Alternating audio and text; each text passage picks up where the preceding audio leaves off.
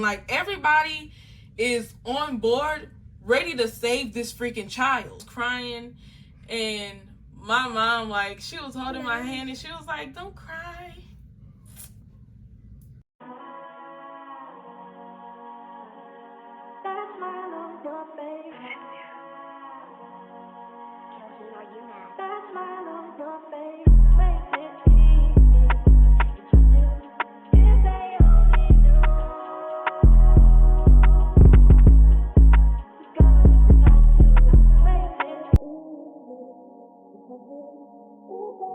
Hey y'all, it's Shintelli and I am back with another video. Welcome to my YouTube channel. Today I'm going to be giving y'all a labor and delivery story, and I'm going to tell y'all how I found out I got pregnant. Before I had found out I was pregnant, it was in October, and for some reason I had came down with strep throat and I had GI symptoms, but I kind of thought like I was pregnant, and I was really like going crazy. It was just crazy. My emotions was all over the place. I don't know. Like, I seen my cousin and I got all excited and I started crying. Whole time, y'all, I was pregnant though, but I wasn't far enough for me to have a positive pregnancy test. So I think I got pregnant around like the 18th of October. At least that's what, you know, the menstruation cycle apps say. Yeah, I had the strep and I thought that I was pregnant, so I took 2 pregnancy tests, like I guess like a week apart, and then yeah, that was that. So then in November came and I just started feeling like I was hungry all the time. Like, I wasn't hungry, but I was always craving something. So I would say like, oh, I want some Popeyes, I want spaghetti, I want this, but I really wouldn't be hungry. So in the back of my head, I think like, dang, I'm pregnant. But that's the only thing that made me think that I was pregnant, other than me being sick. So, and mind y'all, while this, like, I had my cycle and everything. So I was supposed to be pregnant the 18th through whatever, but I still had my period. So after, yeah, like in November, I was having all those cravings. Not like I was eating those cravings, but I would just say that. So then after that, I started noticing like I was down bad, sleepy. And I used to smoke, so whenever you smoke like real heavy, you get real sleepy. And whenever you sleep, like you be having deep sleeps.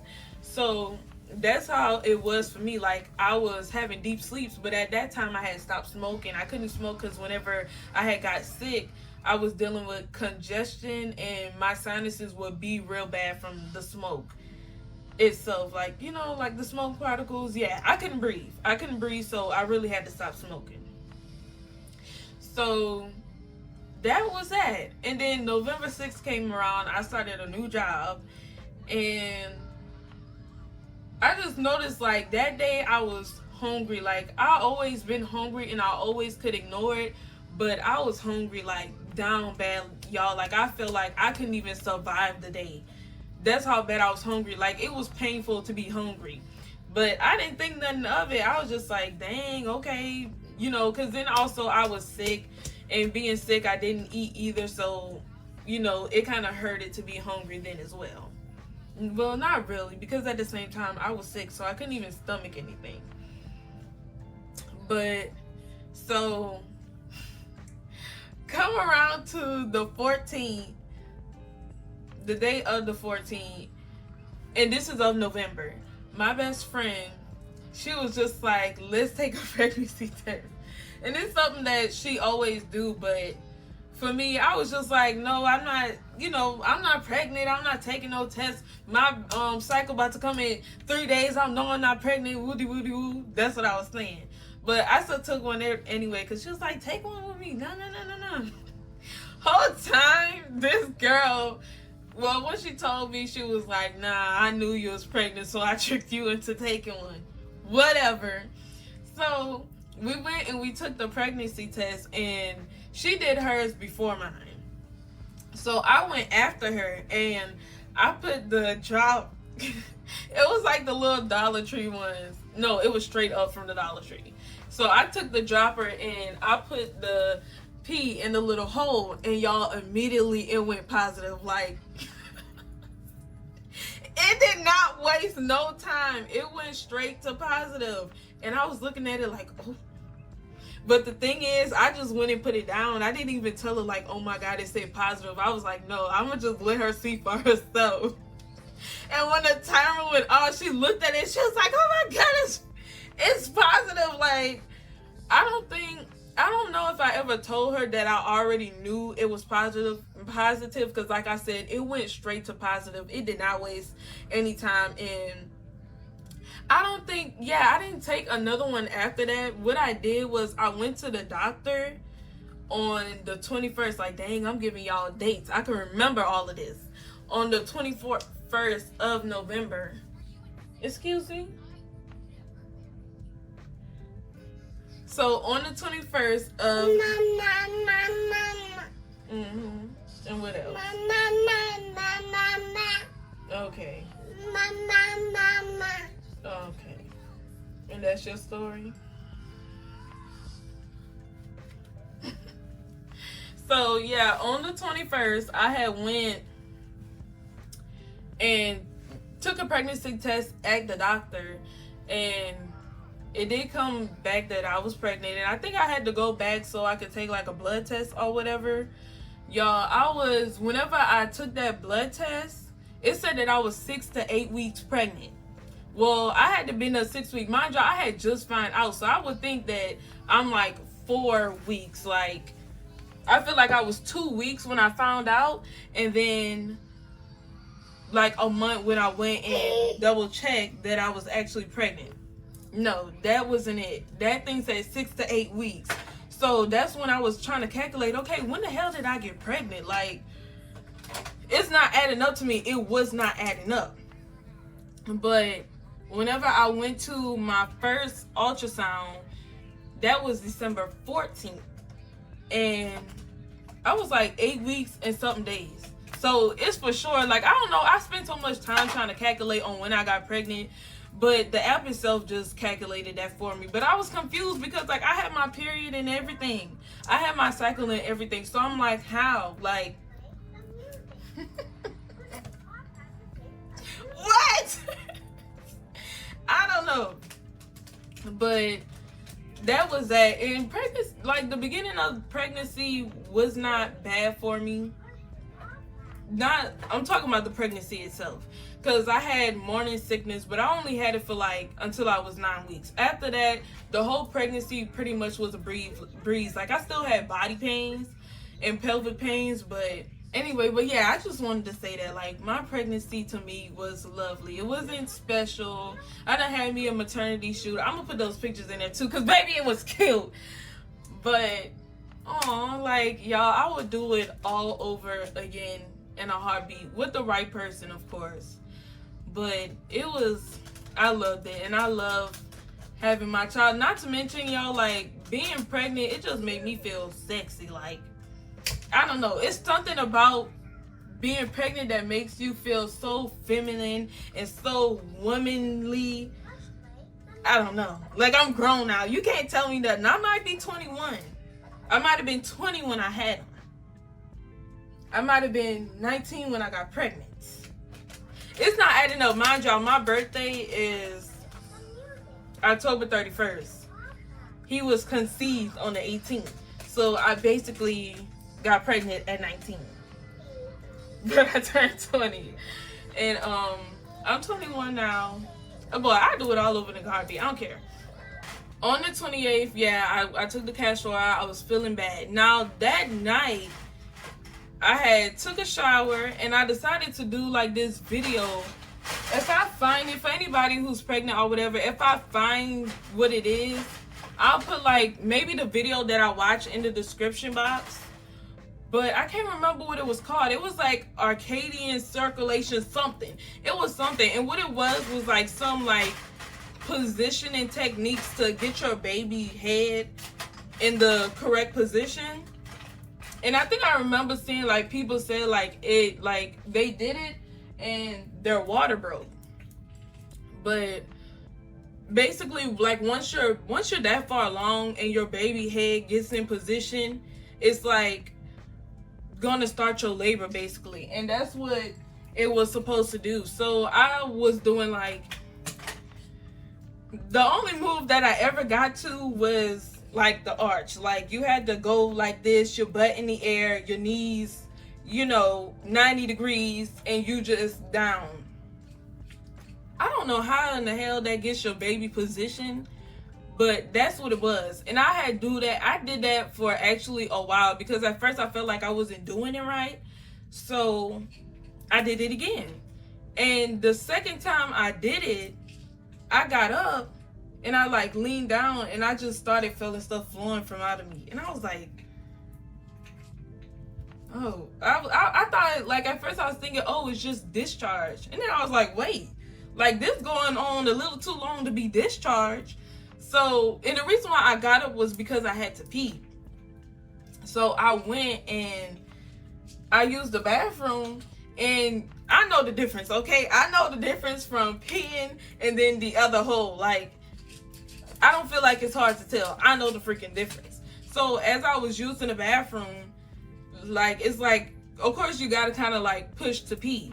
Well, I was doing that, and then like stuff was just coming out the other hole. Like, where your baby come out, it was coming out of there too. And I was like, Mom, like, I think my water broke.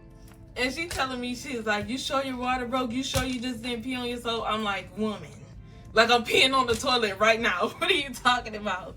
And mind you, it was like clear liquid. I don't know if like it looks any different than that, but what I did was I wiped myself after using the bathroom, and then I pushed again. And when I pushed again, I tried to kind of like catch it in the toilet paper, and it was just like, it was clear.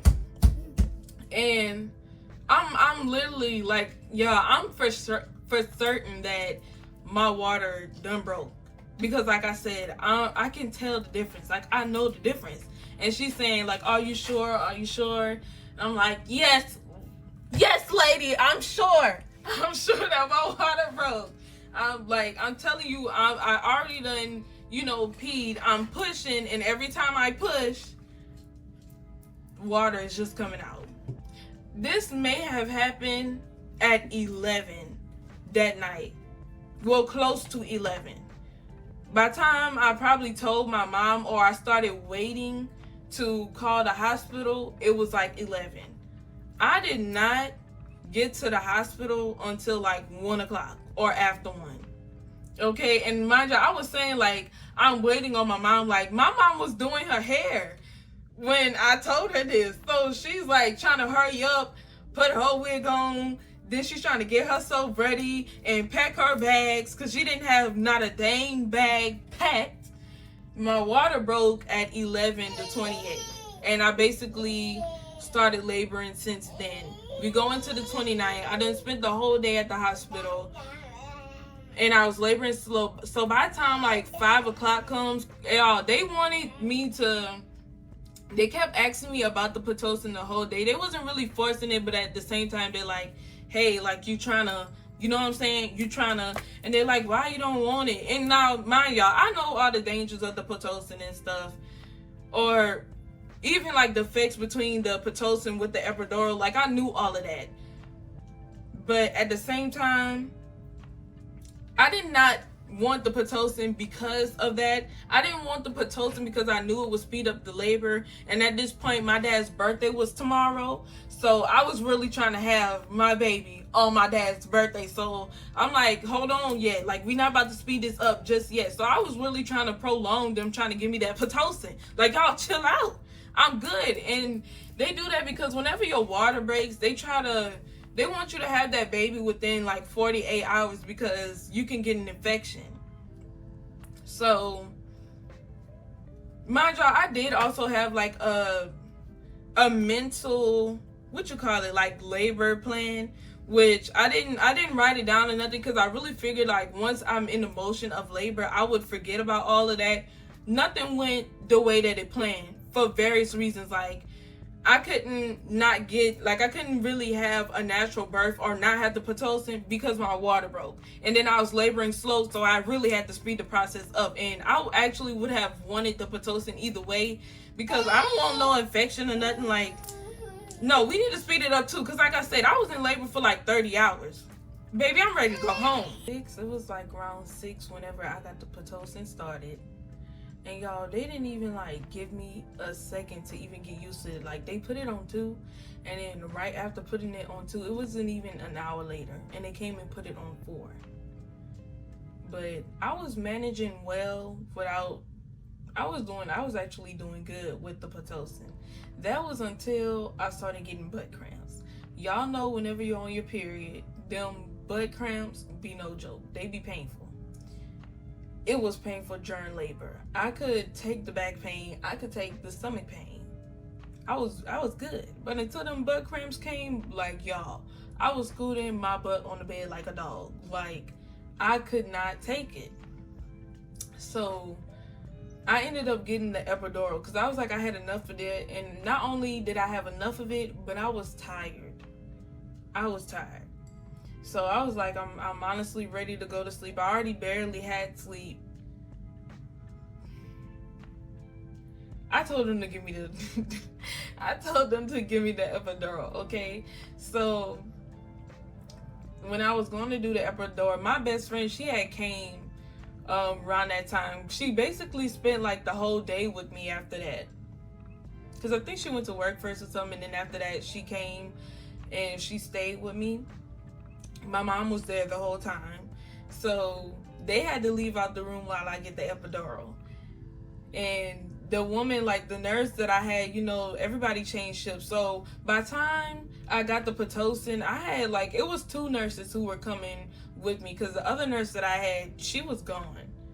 If she was gone, dang, I don't know when she left, but it was one of the nurses, and then it had like I guess it had like an epidural specialist come and put that in my bag.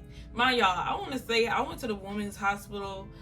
I loved it. I loved my experience. They were the best, and if I have another child, I feel like I will always go to them. I'm one of those people, like, whenever I trust one thing, that's the only thing that I want to trust. So she was like, I had to hold on to her while the woman put the thing in my back. And y'all, it wasn't that bad. Like, they put the needle in, like, they numb your back, and then they put the needle in your back. So once they numb your back, you don't even really feel that long needle going in your back. And I did not know that it stays in your back hanging from like an IV bag. I thought they was giving me a shot. Because I think like when my mama had us, it had the shot. But it really wasn't that bad. And it was kind of hard because I was literally having a contraction while she was doing that. And I was like, wait. And she was like, oh, don't put your hand back there. Because I was like, y'all, like I said, I was scooting my butt on the bed like a dog. Like, that stuff hurt. So it wasn't the stomach pain. It wasn't the back pain that was killing me. It was them butt cramps. I was done. I was over it. And yeah, they did the epidural. And it was weird because you could feel it start going down your body.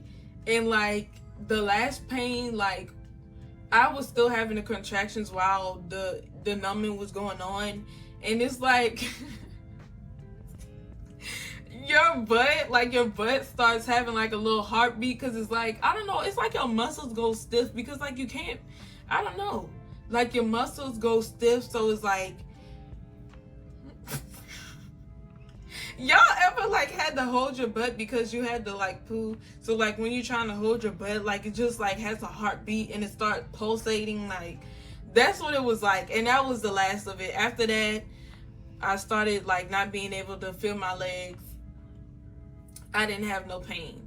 So I was good. I was like, okay, like, baby, I'm ready to go to sleep.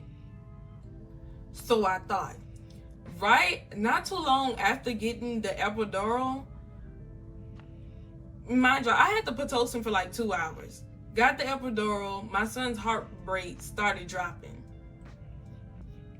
And this was going on like the whole time I was in labor. his heart rate would start dropping. So instead of me being able to go to sleep like I thought I was, the nurses were constantly coming in my room, turning me left and right, left and right, left and right. They even had me like sitting up one time. Actually more than once, but like they were constantly like moving me, so I really could not sleep. And I just want to say, like, the Pitocin and the epidural combo was not the reason why my son's heart rate was dropping. You're gonna find out in a minute why it was dropping. So yeah, his heart rate was dropping. They were like literally tossing me left and right. And his heart rate, I didn't notice this, but his heart rate had dropped so low to the point where they turned the monitors away from me. And it was my mama who told me that, like, after I had him, they turned the monitor away from me. And like, now that I think about it, it was scary, but I was never scared. Like the whole time, even when they came flipping me over, I was never scared. Like I wasn't scared. I wasn't worried. I asked one time, like, is he all right? And of course the nurse was going to say yeah. But I never, like, I just wanted to know, like, I wasn't scared, but I just wanted to know, like, hey, he's good. Because there was no doubt in my mind that my child was not going to survive this. I never, like, I felt like, baby, I was covered by God, and I felt it. Like, I knew we were going to be okay. I knew he was going to be okay. So I was not scared, not at all. Like, not at all. I just knew it in my heart, in my soul. My son was coming out here alive, or we wasn't going to go through nothing like really traumatizing. I mean, except him. So yeah, his heart rate was constantly dropping, and they ended up turning off the Pitocin. I did not know that they turned the Pitocin off, and it kind of had me feeling the type of way, because if I knew that that would have happened and then they would have turned the Pitocin off, I would have not gotten the epidural. And the reason why they turned the Pitocin off was because they wanted to know, like, if my contractions alone was hard on him, because it kind of was more like every time I had a contraction, his heart rate would drop. And yeah, they wanted to see if my contractions were hard on him enough. Well, I thought they were going to turn the Pitocin back on, and I think they did one time. Like, they turned it off, then they turned it back on just to see, like, okay, like, maybe everything is good. But eventually they turned it off for the whole labor, and I did not know that until it was time for me to push. They turned the Pitocin back on because, like I said, my contractions were very far apart. But they, like, yeah, they put the epidural in me. They were flipping me left and right, trying to make sure that, like, they were trying to get him on different angles so they can, like, help him with his heart rate. And then at one point they put fluid in me to see if that would help his heart rate drop. And then they even put, like, some stick thing. They didn't put nothing on his head, because I heard about one of those things that they put on their baby head, like they screw it on there, and I was like, no, don't give my child that. But they didn't do that. It was just like this little stick thing that they put on his head to feel like, see if they could get a better pulse of the heart rate. And I don't know if I already said this, but y'all, like, almost the whole floor of nurses plus the doctor came in because his heart rate was dropping. And I think by the time that they were putting that little stick thing in me, she was like, we're trying to do the best that we can, because, you know, otherwise you will have a C-section. And I was like, no, please, God, no, I don't want a C-section. Like, please do whatever the hell you can. But I didn't end up getting a C-section. I delivered him vaginally. But yeah, they put the water in me. They did the stick thing. Nothing that they did help. They didn't even want me to drink any kind of fluids, just in case, which I understood that, because at the end of the day, I may have been getting a C-section. But no, seriously, all was well. Up until the point, I don't know if his heart rate dropped when he was pushing through the canal, but he was, like, his heart rate was dropping the whole time after I had got the epidural. And like I said, it had gotten so low to the point where everybody was in there, like, not, like, again, now that I think about it, That is scary. Like, that would be scary for anybody, because you can imagine they're about to ship you off to get a C-section. Like, everybody is on board, ready to save this freaking child. And I'm just sitting here like, my baby coming out here alive. Like, me and my baby covered by God. Ain't nothing really going on for real. Like, y'all, I promise y'all, I just was not scared. But now that I think about it, that was scary. Like, I don't know what was going on through my head. I promise you, like, I knew all was well. I knew me and my child was covered. I just knew. I ended up going to sleep, and whenever I woke up, I kind of like had something to eat, and then not too long after that, they checked me. I don't know if I was still laboring at that point.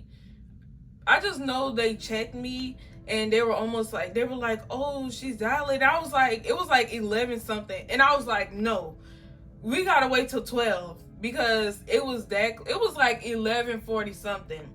I'm like, no, baby, he has to come on his papa's birthday. It's not time yet. I say, can we wait?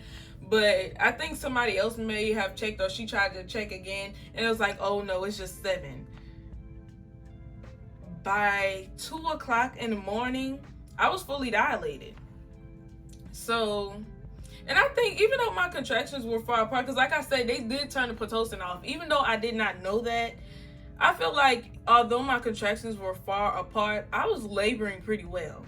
Like, to say that they were that far, I feel like I shouldn't have made it that far. But yeah, by 2 something in the morning, it was time for me to push. And I was happy because it was my dad's birthday. Like, so I think I had even like texted him. Like, I wasn't pushing at that point, but I had texted him happy birthday. And I remember what happened. They checked me at like 11. And they was like, oh, it's about time to push. I was like, oh, no. I went to sleep. Woke up around like 2-ish. And that's when they checked me and they were like, it's time to push. So I had passed some time. But yeah, it was time to push, and they had to get my room like set up and everything. And I'm kind of like, I'm not yelling at my best friend, but I'm trying to like, make sure you record this, make sure you record this. And my dad, he was in Georgia, so he didn't get to be there. However, I hurry up and I called my brother. My brother was waiting on standby. Mind you, he had just got off from work, and he stayed up to come to the hospital. So called my brother. We're like, Xavier, like, come on, I'm about to push, okay? And then my sister, she was somewhere at like a birthday thing or whatever, and we're like, Tiana, we're about to push, like, you gotta come. I think I was pushing for like 2 hours, because he came, Zion was born at 5:17.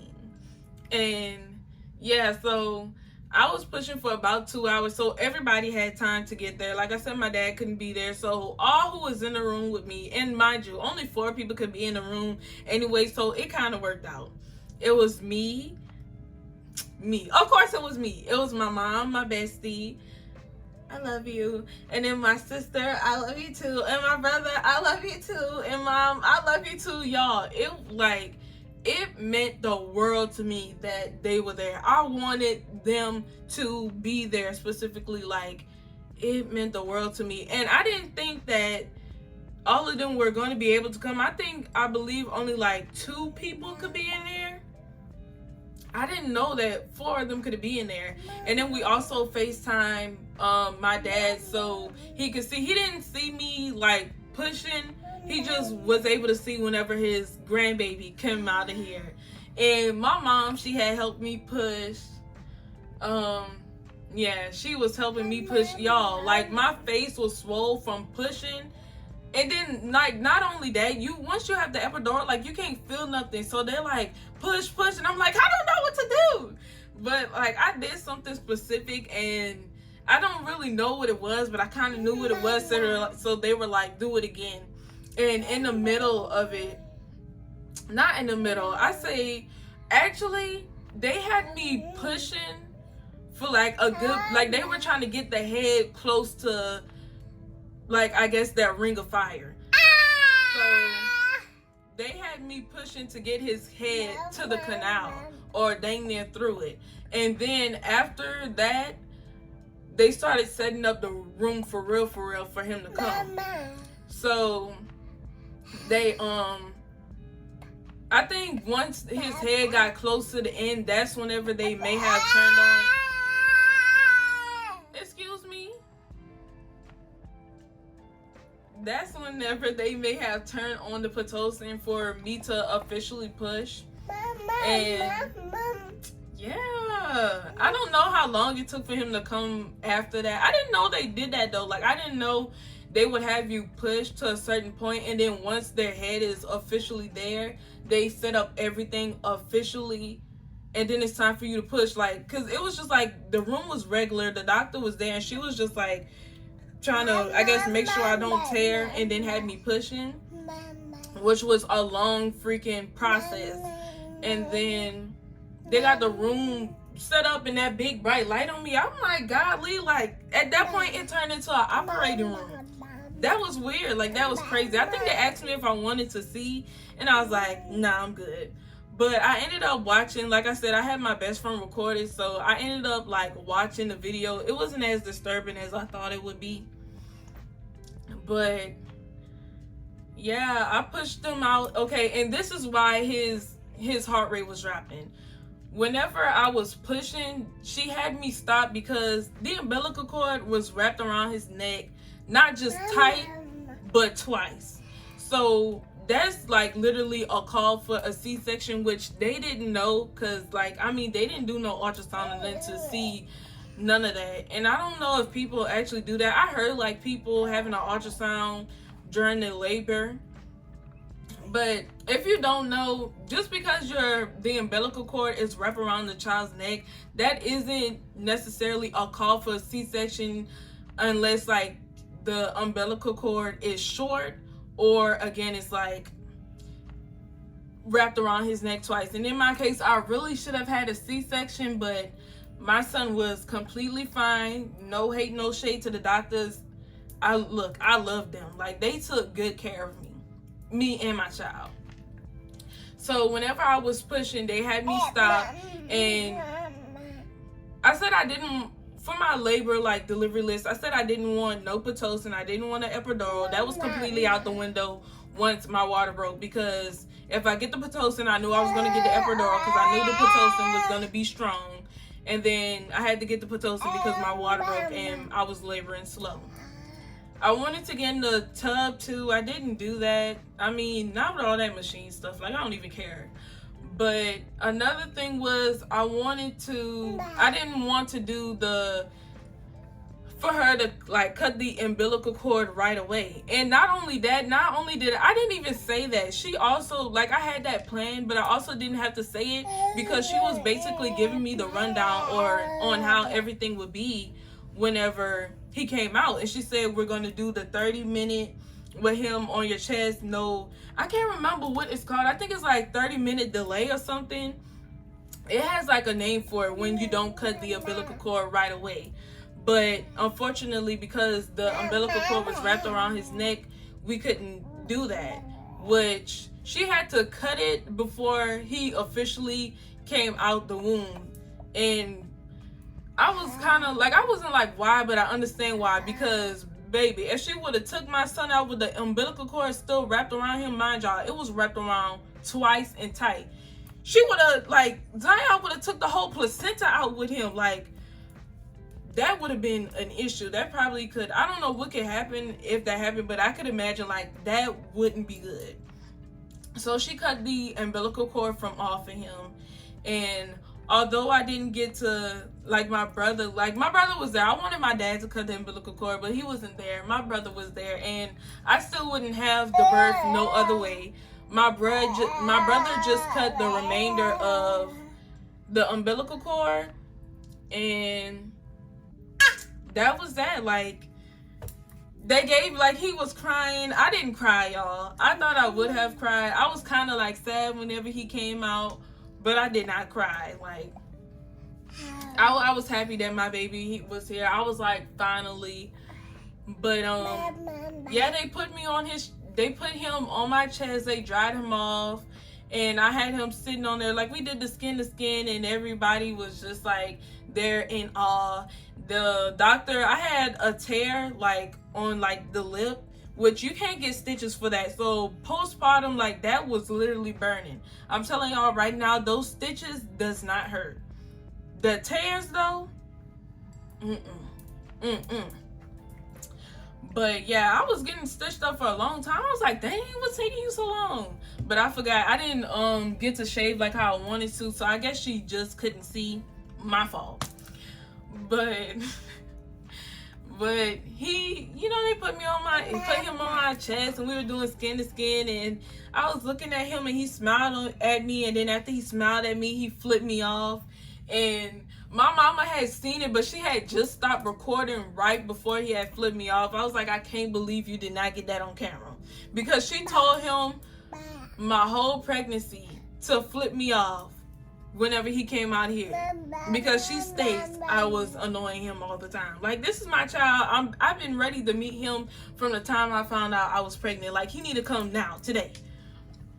Which I used to like have to like tell myself, like, you know, son, take your time, because I didn't want him to come prematurely or nothing. I didn't want to speak like premature birth. You know, I didn't want to manifest that. But yeah, after that, they cleaned him off. They I had my best friend like record that too, and my mama recorded too, and like I told y'all, like, I was on her behind, like, girl, go and record that. But at that point, it was necessary for her to record that for me, because y'all, after they took him off of me, I immediately like started closing my eyes out. 30 hours of labor and about 5 hours of sleep. I was tired. I was freaking tired. And so most of the time, like, I try to stay up, but whenever and I think I was really trying to stay up so they didn't think that nothing was like wrong with me, like that I was good. But I was tired, and I didn't get to see them cleaning off my son or nothing because I was tired. So I had them record it for me. I mean, I was laying in the bed anyway, and at that point, I had like, they finished stitching me up and stuff like that. They was just finished getting him clean and stuff like that, and then they transferred us to the like mommy and me room, or whatever you call it, through the elevators and stuff. Like, that was kind of cool, y'all. The whole experience was like I said, I would relive that every single day if I could. Like, when I go to sleep at night, I wish I could relive that whole experience through my dreams. But once I got to the room, I wasn't even able to sleep. Like, once we got to the room, they put, like, he was in his little basket thing. I didn't even get to sleep. I tried to, but I barely slept in the hospital. And y'all, it was very uncomfortable, like very, very uncomfortable. And I was like trying to find good ways to sleep, because like I said, that tear was nothing nice. And then y'all, the placenta, like the wound from the placenta, like they come mushing on your belly. It does, like, it's not comfortable and it does hurt. But at the same time, it's not as bad as I thought it would be. Like, she was rough, and I was like, dang, lady. But at the same time, she wasn't as rough as I expected her to be, because I don't know, everybody said that they would be rough, almost like they coming in about to wrestle and tussle you. It wasn't, like, I feel like I could have kind of did it myself too. I don't know. But yeah, I think she only did that to me like once though. But whoever that lady was, like, she was really nice, and she took care of me. Like, she's the one who showed me how to like do the postpartum draw prep thing or whatever. And yeah, that was it. I still had the epidural, took a while. It took dang near the whole day to wear off, and I wanted to take a shower so bad, y'all, because like I said, whenever I prepped to go to the hospital, I didn't put on deodorant for the reason of like the induction reason. So I didn't put on deodorant, so I went like a whole day without a deodorant, and I was the next morning, and I did not get to shower until like the day I had on evening time, dang near night. And like, it was just I could not stand like the smell. Like, I wanted to keep my armpits closed. Like, I was ready to take a freaking shower. Once I was getting wheeled down to go home, it was hitting me.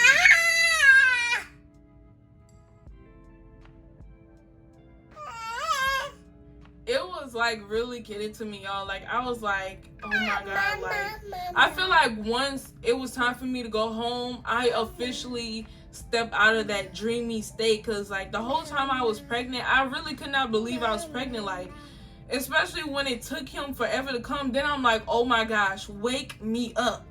Wake me up. This is not real. And sometimes I kind of feel like that still. Like, I still say, like, I can't believe I have a child. Like, this is crazy. This is wild. Like, this is crazy. When they was wheeling me down, I was trying so hard not to cry. Once I got into the car, like, I still tried to not cry, but I couldn't, y'all. Like, I was taking a freaking baby home. Reality is about to settle in. I got to figure out what I'm gonna do with my life, because like 2022 was like really going downhill for me until I got pregnant, because then I'm like, okay, I can't keep going down this road. So I didn't really know what I was gonna do, and at this point I knew that whatever it is going on in my life, like I need it to change. But like I did not know, like I don't know. Like, I honestly feel like I don't even really know what I was crying for. I feel like I don't even really know what I was crying for. But, like, I was crying, and my mom, like, she was holding my hand, and she was like, don't cry.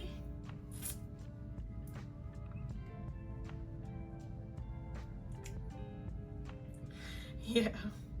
Like, she was telling me not to cry, but, like, I couldn't not cry. And I feel like I don't even know what I was crying for. But, like, that, like, having a child, especially by yourself, like, that is a big life change, because having a child is a big responsibility. And I feel like it becomes even bigger whenever you're taking care of this child on your own. And, like, there were times during postpartum, when, like, you know, you go through, like, the baby blues or whatever they call it. And, like, y'all, I used to cry all the freaking time. Because, like, I could not believe, like, now this is my life. Like, whenever I first got pregnant, I didn't have no emotions. I was just like, well, this is my life now. But then, whenever I finally had him and I took him home, I was like, I don't know what to do. Like, not like I didn't know how to raise him. I feel like that stuff comes naturally.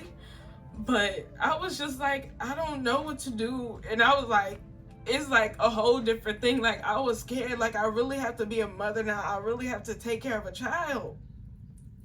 And I know it was gonna be hard for me, but like even, and that's why, like, sometimes I still be stressed, because I feel like I don't know what to do. I don't know where I'm going in life, but I know I have to go somewhere, because I have to go somewhere for my child. Like, I have to do something for my child.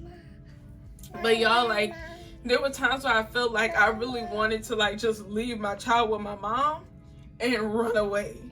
Like, I did not want to, like, I don't know, like, you could never be prepared to be a mother. Even whenever you've already had a child, like, you can't prepare for none of that. And I don't know. I wasn't ready for, like, that type of mental change. And I wasn't ready for the type of thoughts that I was going through whenever